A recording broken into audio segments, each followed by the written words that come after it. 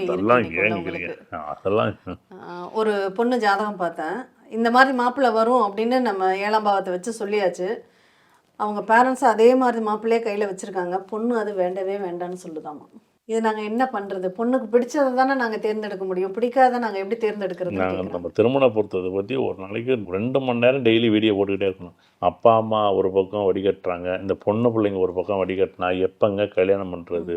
இப்போவே 23, 24, 25, 26, 27, 28, 29, 30, 31, 32 வயசு வரைக்கும் போயிட்டாங்க. இது ஒரு அறிவியல் சம்மந்தப்பட்ட ஆய்வு. இது பொதுவாக நீங்கள் கூகுளில் வேணால் தேடி பாருங்கள் யாருக்காச்சும். எனக்கு தெரிஞ்ச அளவுக்கு நான் சொல்கிறேன்.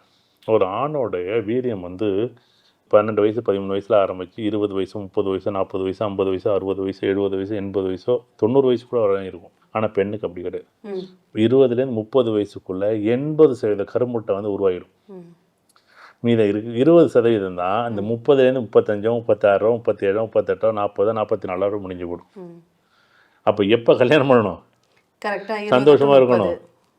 20-30க்குள்ளே நீ கல்யாணம் பண்ணலன்னா அந்த ஆரோக்கியமான குழந்தைகளுக்கான வாய்ப்பு குறைஞ்சி போயிடுது. இன்றைக்கி நிறைய குழந்தைகளுக்கு ஆட்டிசம் சம்மந்தப்பட்ட பிரச்சனையாகட்டும், வளர்ச்சி எக்ஸ்ட்ரா ஆக்டிவிட்டீஸாக இருக்கட்டும், அது எல்லாமே அந்த காலம் கடந்து பிறக்கக்கூடிய குழந்தைகளுக்கு அதிகமாக இருக்கிறதையும் பார்க்க முடியுது. திருமண பொருத்தம் பார்க்கும்போது அட்லீஸ்ட்டு ஜாதக கட்டம் ஏஎல்பி பாரு, ஏஆர்பி மட்டும் பாருங்கள்.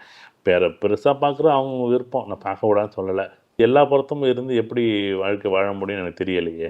இந்த 5 விரல் சரியாக இருக்குன்னு வச்சுங்களேன், அப்படியே அளவு சரியாக இருந்துச்சுன்னா ஒரு பொருள் எடுக்க முடியுமா? அப்படி போய் கடவுளோட அமைப்பு இப்படி தான். ஒன்று பெருசாக இருக்கும். நேற்று கூட ஒரு வீடியோ ஒன்று பார்த்தேன்.